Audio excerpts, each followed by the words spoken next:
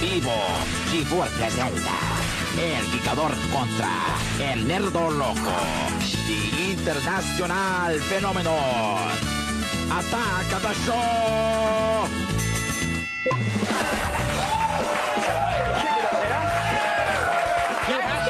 You have to say crescent kick when you do it. Crescent kick! Crescent kick. Chop. Karate is so much better if you say the move as you I do like it. it. You know? Crescent kick. Chop! That's it. Welcome to Attack of the Show, TV's only source for all the martial arts you care about. I'm Kevin Pereira. Thank you. Olivia Munn is her name. She's on assignment in Margaritaville, so joining me is Hey. We are coming to you live from the G4 studios in Los Angeles. On the show today, everyone's worried about this flu pandemic, but what you need to be scared of is a bird-demic. Yeah. You'll see the low-budget action thriller that's low on thrills and action as well as budget and around the net. Then we want to know what's up with the world, because today you're going to see a Malaysian man smashing coconuts with one finger and a Japanese crime scene reenactment using Legos. What? What? Plus, I sit down with a cast of funny people, including Adam Sandler, Seth Rogen, and Jonah Hill. Find out if Apatow strikes again or strikes out. Oh. And then it's an international edition of Women of the Web when we go around the world in 80 babes. Yeah. Oh, and 10 babes. It's 10. It's not that long of a list. We should do 80 someday. No. Make more sense. That's right. We've outsourced hotness to Australia, Italy, and Japan. More importantly, boobs! You would only need 40 women to get 80 boobs. This is correct. There we go. And if you had a couple chicks from Total Recall, you'd need less. I can't do that math like that. 3 into 80 is whatever. It's time now to run down the top 5 things on the web. There is a net, and I want to go around it. Do it.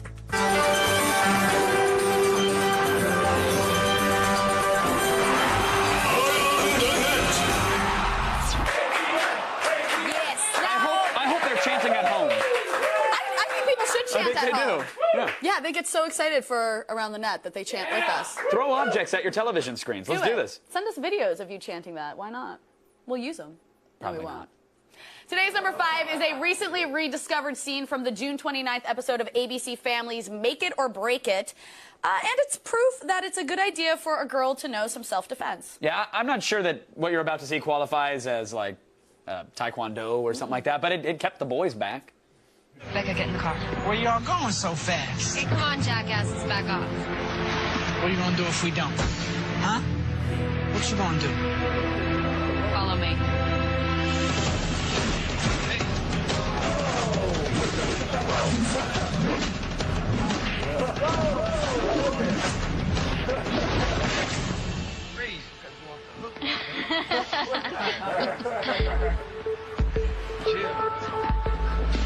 I'm sick of taking people's crap. Me too. Whoa! That was some seriously dramatic music. I have no idea what to do with that. No. Whoa, They were back handspring. Hold up. It almost turned into like the dance fight from West Side Story. Yeah. Almost. The But Sharks and the Jets. It was getting there. But, I mean, you shouldn't laugh, Kevin, because I have fought off many a mugger with a cartwheel and a back handspring. What? So, ladies out there, all 5 of you, remember, never leave home without a pommel horse in your purse, all right? And if possible, only walk down alleys equipped with uneven bars. You just got learned.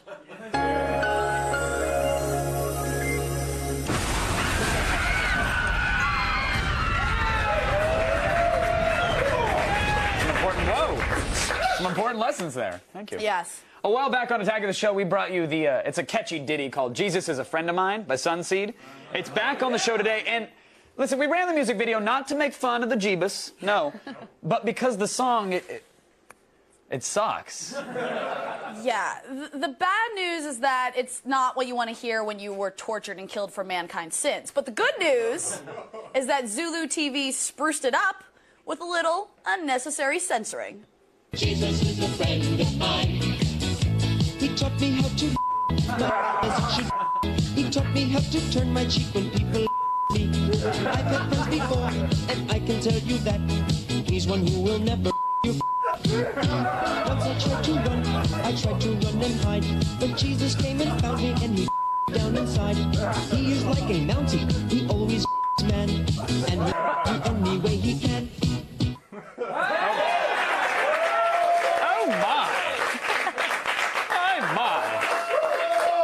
That wasn't very Christian language. I'm sorry. You know, that actually reminds me of my favorite religious parable. And when there was only one set of beeps, that was when God censored you. Oh. Read that in the bathroom. Beep! Oh. Today's number 3 item is footage from the low-budget indie horror flick. This is called Birdemic. Yeah, here's what the director, James Wynn, had to say in the movie's press release. I am excited to release this unique and unconventional teaser trailer in HD. It's pure cinema. We have begin production, and Birdemic is the most challenging romantic thriller that I have ever directed. Why did the eagles and vultures attack? Will the protagonist live or die? That's fascinating. Well, let's watch the teaser and see if we can find out why did the eagles and vultures attack. Why?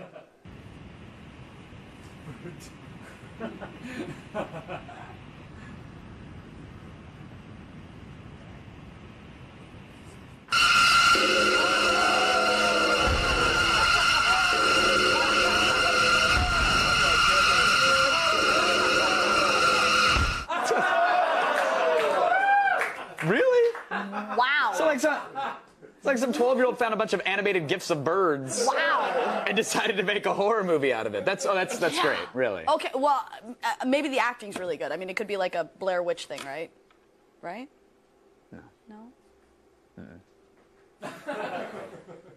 That's my no face.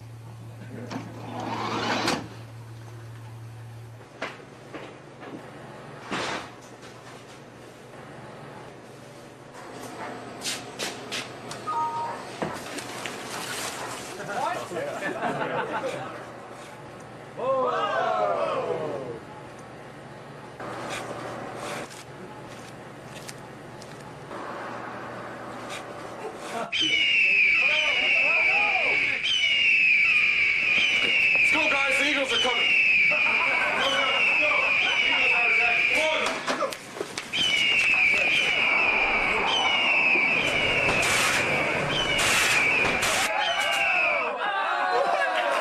Shooting out of a minivan. Okay. Quick, get to the Aerostar. The Eagles are coming. Wait, how is it that Hitchcock made a more terrifying horror film with birds almost like 50 years ago? Talent. All right. But who checks the labels when they're looting? Like, Yeah. the birds could come any minute. Hold on. I don't know. Too Well, and carby. also, who grabs champagne if there's like, Well, you know... you never know. Right, never You mind. never I didn't know. need to ask that one. Okay. I would. Today's number 2 item is something we've been looking forward to for quite some time. Yes. St. Sanders is back, everybody. Love Sanders. You may remember St. Sanders from one of his many Shreds videos, tiny bits of internet genius where he retracked music videos and concert films to make it sound like the band had no idea what they were doing. Yeah, and he was having some troubles. His videos kept getting removed from YouTube over and over again, but now he's back, and he's got his own dedicated site, along with a new take on the Rolling Stones' energetic anthem about opening a program in Windows 95. Start me up. Hey, what's up, makeup? Hey, what's up, makeup? My God, what's up? Hey, what's up, makeup? Hey, what's up, PK? Dann war's so schön.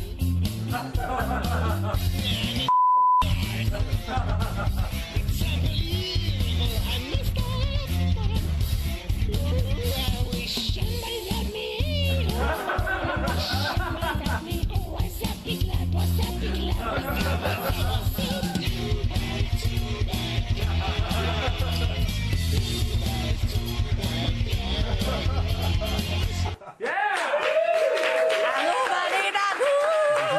I was like, I dress casually. Abu Dhabi. Welcome back to the internet, St. Sanders. You may rightfully take your place at the head of the music table mashup. I mean, it's That is a good head to music take mashup place table. of. It's good. He deserves Yeah. it. Still ahead, everybody. Is the Palm Pre girl possessed by Satan? Wah wah? Yeah. The shocking evidence is our number 1 ATN. Stick around.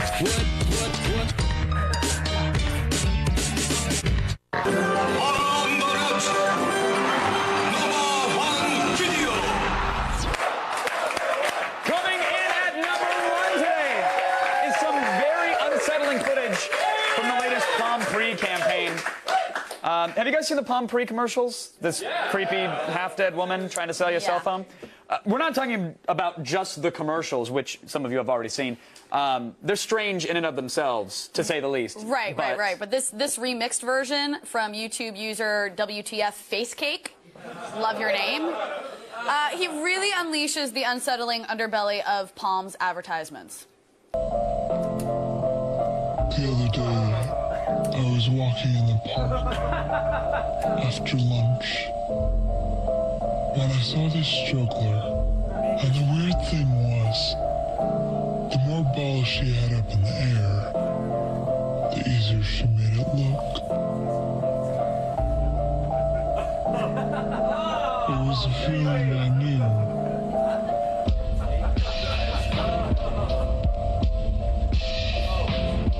Like deja vu.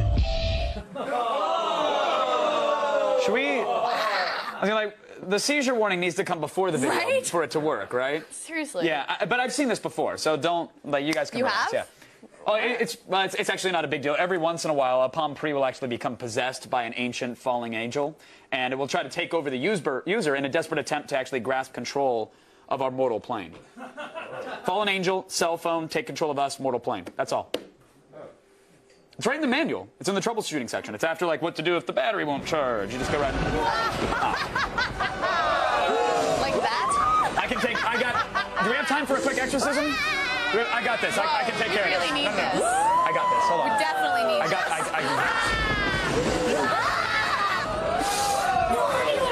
this. Powerless against the tree. And now a reading from the Book of Job. Before you can use any of your iPhone's features, you must first activate iPhone by signing up for a service plan with the iPhone provider in your area. You call AT&T a service provider? I want it. You want America's largest and most reliable 3G network. Tell me, Father, what's your 3G coverage like? These are the Apple iPhone earbuds. Yes, the power of Steve compels you. The power of Steve compels you. The power. And ye shall go to Cupertino, and ye shall purchase the latest hardware. And lo, ye shall be offered the Apple Care Protection Plan.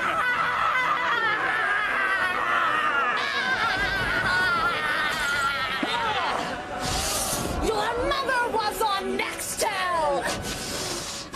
Tell me, Father, how does it feel being locked into one carrier? I've seen you, those late nights trying to remember those tedious codes so you can see a multimedia message. Be quiet! Be The quiet! website failures, the dropped calls, the voicemails that show up days later. Come to the pre. Silence! Silence, you beast! You had to sign a 2-year contract! You're trapped! There's only one way out! No!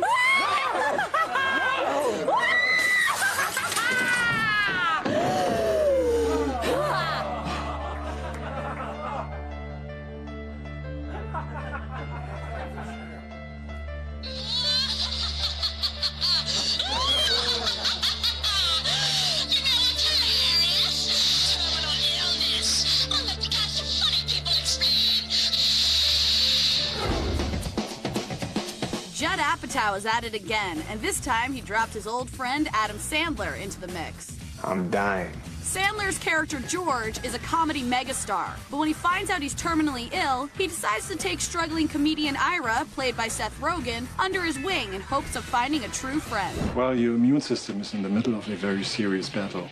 You ever notice your accent makes things sound worse than they actually are? Obviously, stand-up shows are a huge part of this film. Well, before we shot the movie, first I started doing stand-up to remind myself what it's like and the diarrhea it gives me from nervousness.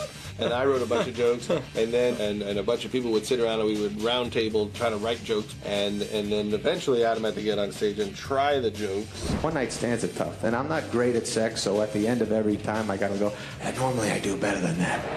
How was it doing actual stand-up in the film? You know, it wasn't bad. I haven't done it since the movie. I was very grateful to have it be over, mostly just so I didn't have to go out at night and leave my house and go to comedy clubs. It's very hard to be romantic with women when you live on a pull-out couch. Once those two little legs come down, you know it's on, right? To recreate the stage presence that made him famous, Sandler had to dig deep into his proverbial bag of perversion. I don't talk like that anymore. I grew up. I'm an older man now. I tend to Apatow stuck with that. We thought of a good vagina joke on the phone the other day. The fact that I have two daughters, when I see a vagina now, my first instinct is to put powder on it.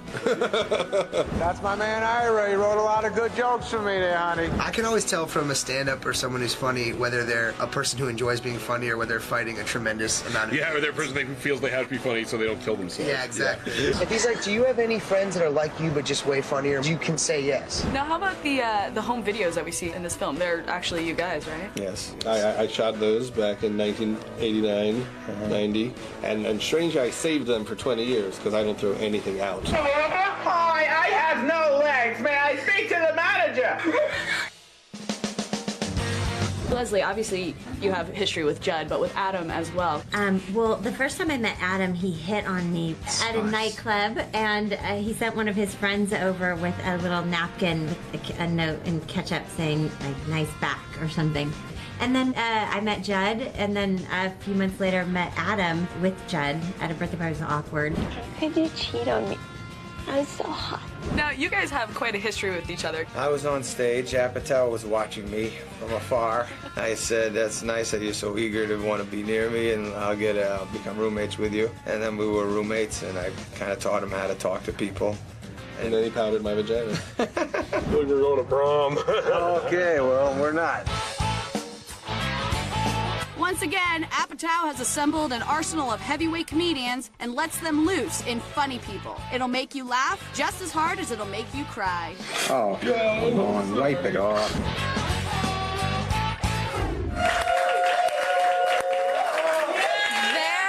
There's just nothing better than talking about vaginas with celebrities. Well, actually getting to do something inside of celebrity vagina is probably better. Touche. Thank you. This August, by the way, XPlay lets the fans pick the winners in our video game awards show. It's G4ia 2009. And this year's categories include Game of the Year, Most Original Game, and so much more. Don't miss XPlay presents G4ia 2009, August 5th. Voting presented by Verizon Wireless. Text your vote to G4Text 44898. Yeah. Or go to the all-new G4TV.com/vote. Still ahead. The director of Old Boy's latest movie is about vampires, called Thirst. We'll hear from Park Chan-wook about his bloody horror film. Plus, should you be legally allowed to jailbreak your iPhone? And if you do, will the cyber terrorists win? What? Yeah, the debate is on in the loop. Ooh. This portion of Attack of the Show is brought to you by Freestyle Releasing's The Collector. In theaters, July 31st. Heaven says, eat me. Let's go roast Turkey Hitler. Good on you. With your help, Colonel, we will. We will.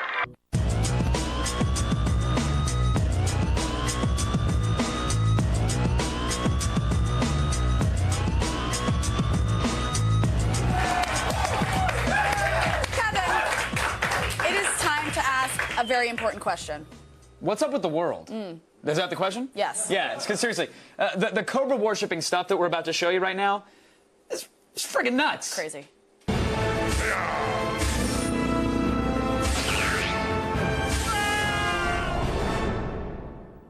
Here on our soil, we consider blue-skinned chicks to be kind of weird.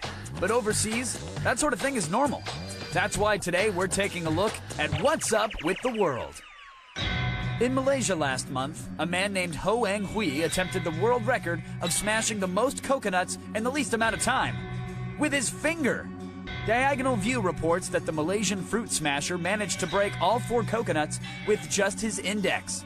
But upon smashing the 3rd coconut, he also broke something else. His frickin' finger. Yeah, let's take a look at that in slow motion. Oh, that's not pretty. Although he carried on to break the fourth coconut in less than 31 seconds, he'll probably be better remembered as the dude with the broken finger instead of the dude with the broken record. Ouch. Just a bit further north in India, the city of Ayodhya is home to this week's Cobra Festival. Known by Hindus as Naga Panchami, a day of revering snakes. No Comment TV reports that on this day, Indian devotees offer silver jewelry, white flowers, and even pour milk on the cobras for good luck. It is said that worshipping snakes in India will protect its people from all evils. Whereas in America, at least for me, all evils certainly include one of the world's most poisonous creatures, the cobra. Lastly, there's no way we can make a list of weird without mentioning Japan, where Fuji TV News has taken a new approach to reporting crime. They're using toys. That's right, instead of using cameras and animation to recreate the scene, this news program has chosen hand-guided Legos and model toys to reenact a criminal getaway between police officers and a man operating a tractor. After getting cornered by cops on a field, about a half a mile away from the start of the chase, the man started swinging the tractor's shovel around, which knocked over a tree. See? There goes the tree. 40 minutes into the pursuit, an officer charged the tractor with a club and smashed its windows. This finally ended the epic standoff, but no word as to whether or not the Legos are still intact. Nonetheless, we appreciate the creative effort, Fuji TV. So if you thought American turf was the only home for the weird and obscure, well, think again and make sure you know what's up with the world. Do you know why we don't have a Cobra Festival on Attack of the Show? Because they'd bite us to death? Oh, right. That would suck. Speaking of biters, though, Blair Herter's here, everybody. Oh, all right. Oh, in my defense, when you drink as much as I do, no, I won't give you my number sounds a lot like, yes, you can gnaw on my clavicle. In my defense. True. I drink at bars heavily. Let's start the feed.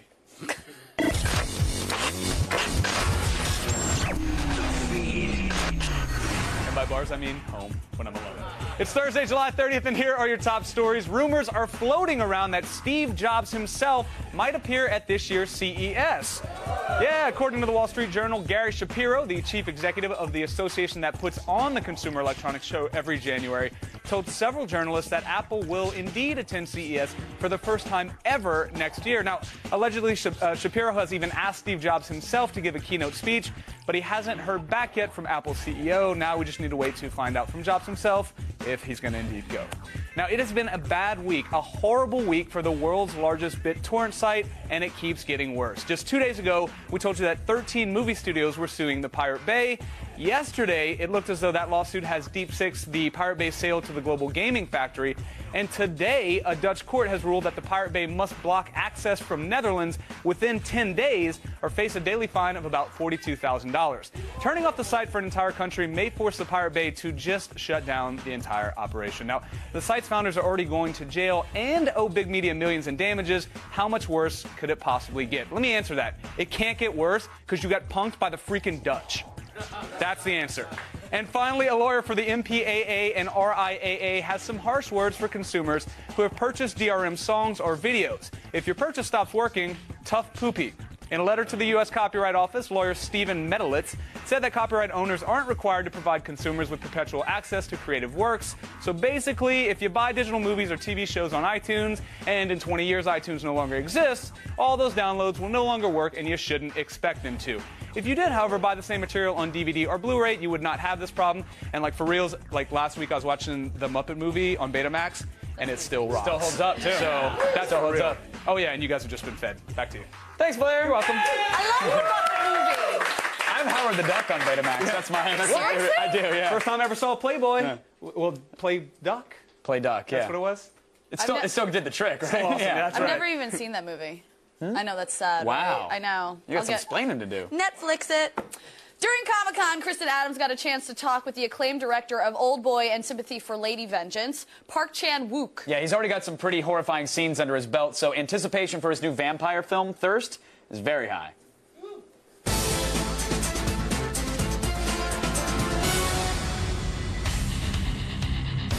So while many people feel like the vampire films have been tapped out, there's no question that audiences everywhere will drink up Old Boy director Park Chan-wook's anticipated take on the vampire genre, Thirst. 난 신앙이 없어서 지옥 안 가요. So tell me, what is thirst all about? A Catholic priest who has a great love for mankind volunteers for a secret vaccination experiment that makes him ill. He needs a blood transfusion to save his life, but the blood he receives comes from a vampire, which turns him into one. And he is unable to suppress his desire and starts an affair with his friend's wife.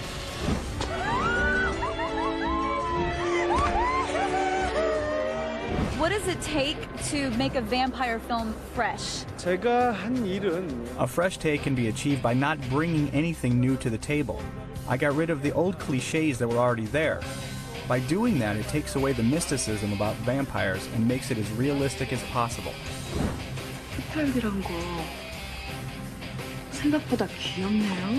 I understand this film deals with a lot of taboo subjects. Can you discuss some of those?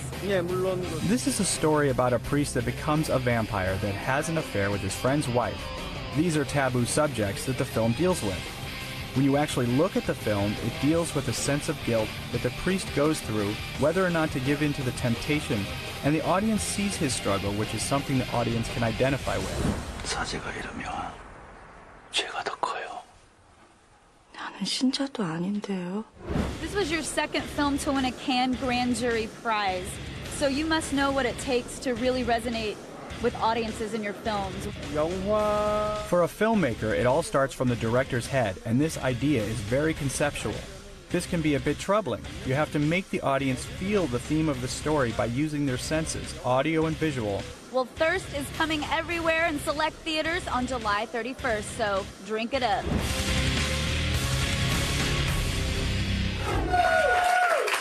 You gotta love Korea. Right? I mean, their vamps suck blood and Twilight vamps just suck. Oh! Yeah. No, I'm serious, because the only mythical creatures that should sparkle in the sun are unicorns and fairies.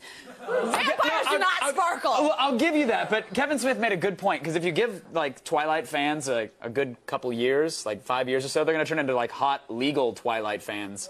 So, I think it's okay to be on board for that, because I'm a patient man, and Comic-Con in 5 years is going to be awesome. I'll drink to that. In fact, it's time for an alcohol-flavored Attack This. Oh.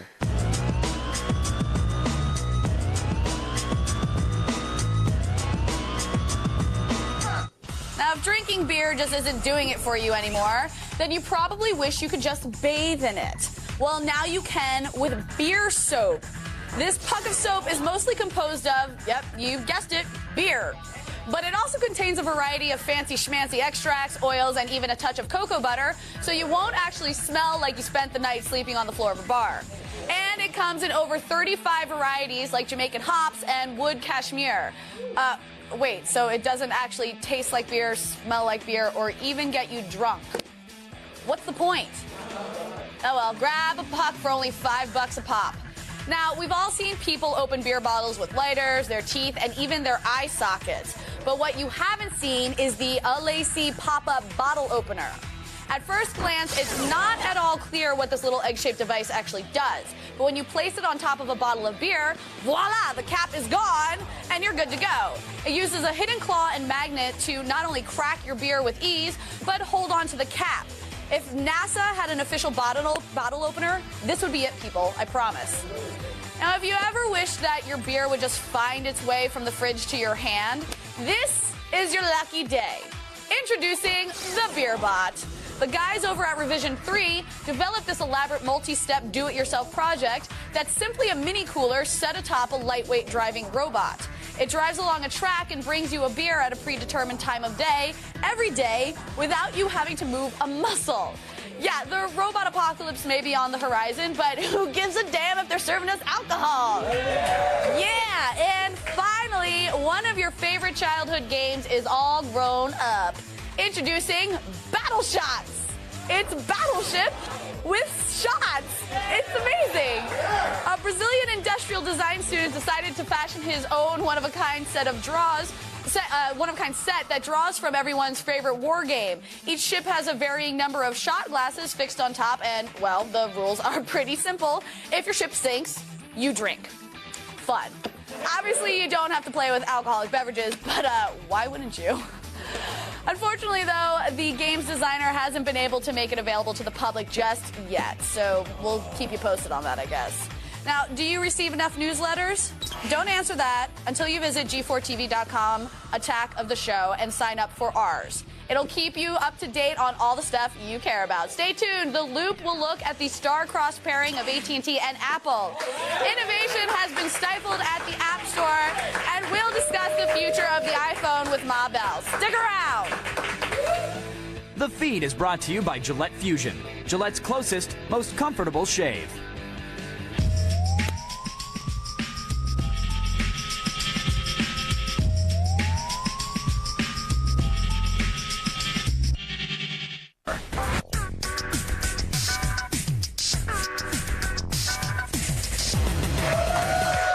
Hey, is your iPhone the key to America's undoing? Or is this a whole lot of smoke designed to prevent users from winning the legal right to unlock their Jesus phones? Well, The Loop is here to find some answers. Jailbreaking is a common practice that allows iPhone and iPod Touch users to bypass Apple's App Store and run unauthorized apps on their device. And according to Apple and the Digital Millennium Copyright Act, it's illegal. Earlier this year, Apple filed comments with the Copyright Office claiming jailbreaking an iPhone constitutes copyright infringement and compromises the, quote, safety, security, and reliability of the device. Enter the Electronic Frontier Foundation, an international nonprofit advocacy group dedicated to preserving freedom of speech in the digital age. Recently, they took up the fight with the U.S. Copyright Office to legalize jailbreaking. Last week, Apple filed claims with the Copyright Office stating that jailbroken iPhones could be used for such things as terrorists seeking to wage, quote, potentially catastrophic cyber attacks by knocking out cell phone towers. Where does the EFF stand in its war against jailbreaking? And do Apple's claims actually have any merit? Taking a bite out of Apple, it's The Loop.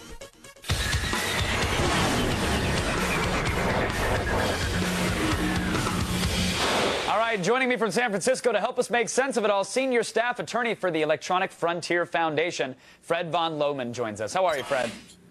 Doing well. How's that jailbroken iPhone of yours? Are you a jailbreaker? Have you broken free?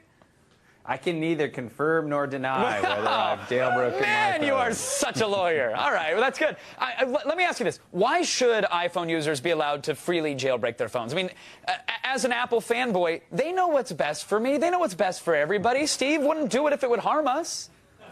That's right. Well, it's basically a question of consumer choice, right? Quite clearly, when you buy an iPhone, you can only get to your apps from the App Store. If you want to get apps from a different store, you've got to jailbreak your phone. And if you care about competition and you care about innovation, that's a great idea. And in fact, the clearest illustration here is imagine what the world would look like if Microsoft had the power to veto every app that ran on Windows. Oh, what a majestic land that would be. Exactly. We'd all be using Microsoft Outlook and Internet Explorer. I don't think we want that. Yeah, I'm still running IE 3.0, so it's fine. But now, you say it's about consumer choice, and I say, what about homeland security? Because I care about my country. And Apple claims that, well, if we allow jailbroken phones, then that means the drug dealers and the hackers are going to crash cell phone towers and make our phones ring at the same time like the Lawnmower Man. What about that reality? Right, that's pure FUD. There's no reality in there at all. Apple doesn't have any examples to cite of this ever happening.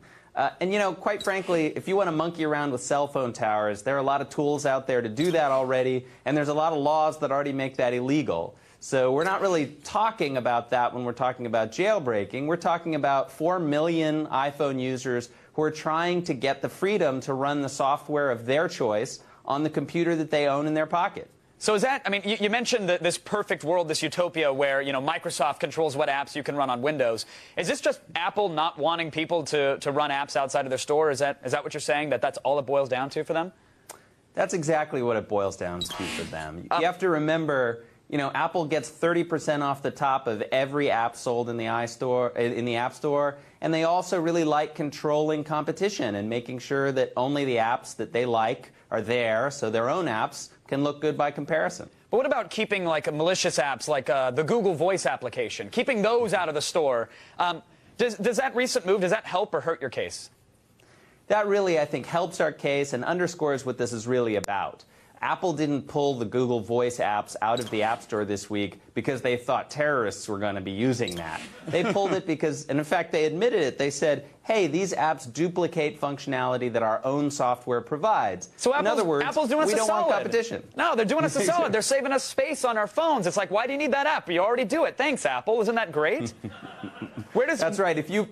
Because Jobs has the one true way. We all know. Thank you. Thank you for finally admitting that, Fred. I rest my case, Your Honor.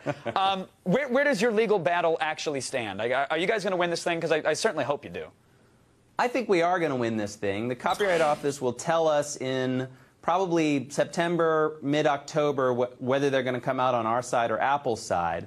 But no matter how that turns out, you know, jailbreaking is here to stay.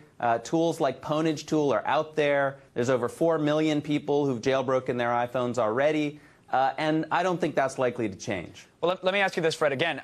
I want you guys to win. I certainly hope you do. But let's say they side with Apple. Yes, jailbreaking will still go on, but could I then potentially be sued for that? Or could I be fined for that? What could the consequences be if I just want to run whatever software I want on my phone?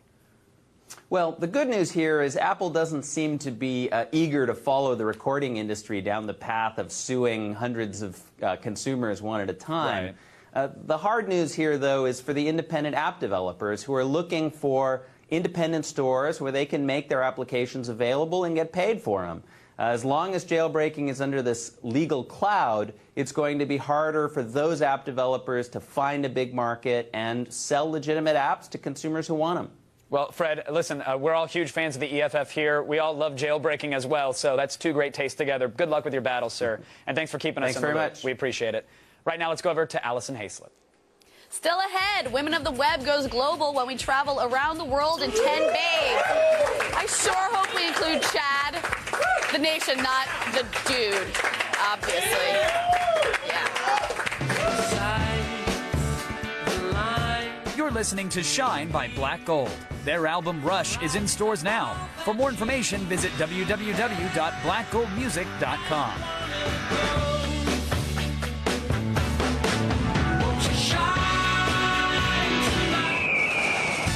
Vivo, G4 presenta El Gigador contra El Nerdo Loco. We'll be right back.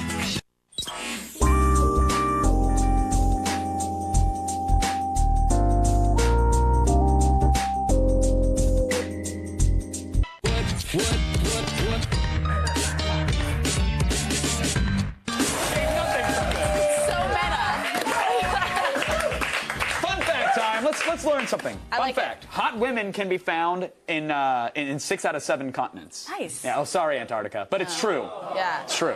To help you keep track of some of the hotter ones, we offer you this Women of the Web as a public service. You're welcome.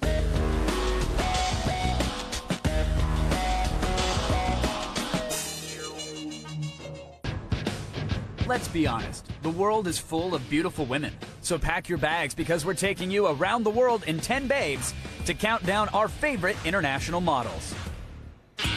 We're kicking off the list with the best that Australia has to offer, Jessica Gomez. This Sports Illustrated swimsuit model looks hotter in this frilly gold bikini than a shrimp on the Barbie, and we'd gladly get lost in her outback.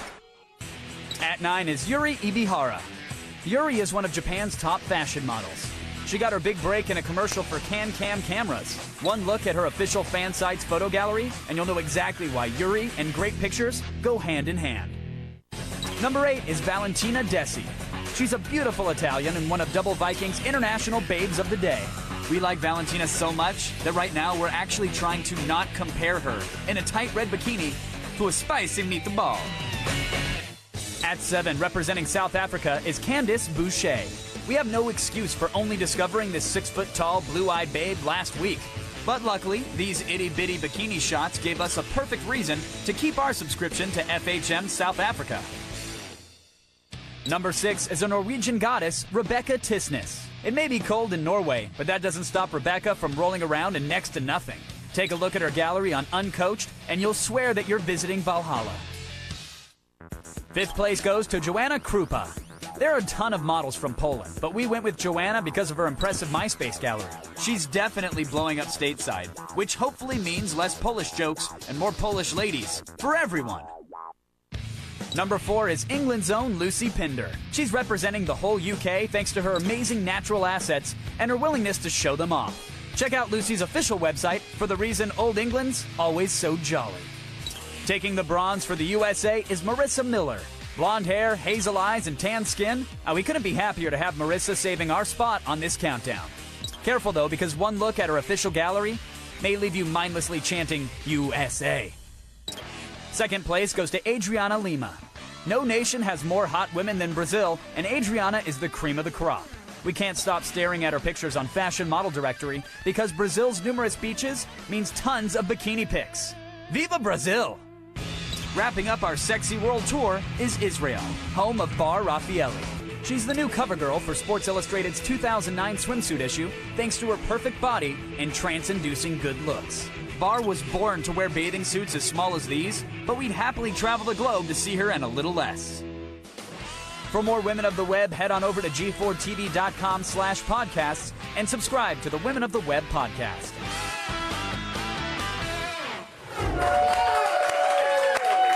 Congratulations on your first place finish, Israel.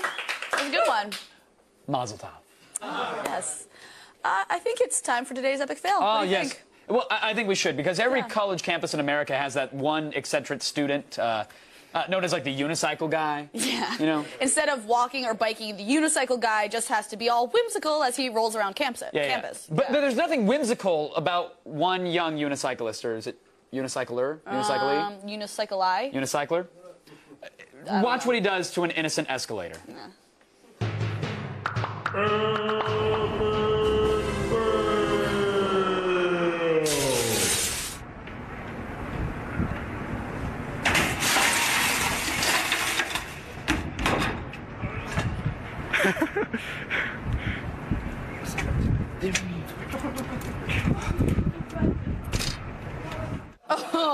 That moron's back on the escalator again. I see what you tried to do there, unicycle guy. Yeah, but I expected like the fail to hurt him. Yeah. And not like the hapless moving sidewalk. So I guess he fails at failing? Yeah. All right. I say it.